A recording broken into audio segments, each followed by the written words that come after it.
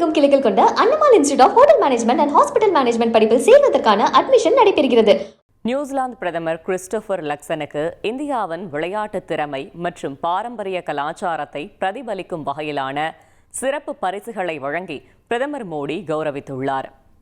நியூசிலாந்தில் நடைபெற்ற FIH மகளிர் நேஷனல் கோப்பை தொடரில் இந்திய மகளிர் ஹாக்கி அணி வரலாற்று சிறப்புமிக்க வெற்றியை பெற்றதன் நினைவாக அணியின் வீராங்கனைகள் அனைவரும் கையெழுத்திட்ட ஹாக்கி மட்டை நியூசிலாந்து பிரதமருக்கு பரிசு அளிக்கப்பட்டது.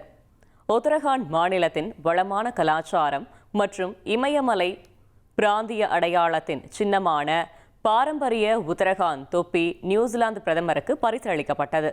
உயர்தர கம்பளியால் கையாலேயே நெய்யப்பட்ட இந்த தொப்பி அங்குள்ள மக்களின் கலைத்திறன், விருந்தோம்பல் மற்றும் மரியாதையின் அடையாளமாக விளங்குகிறது.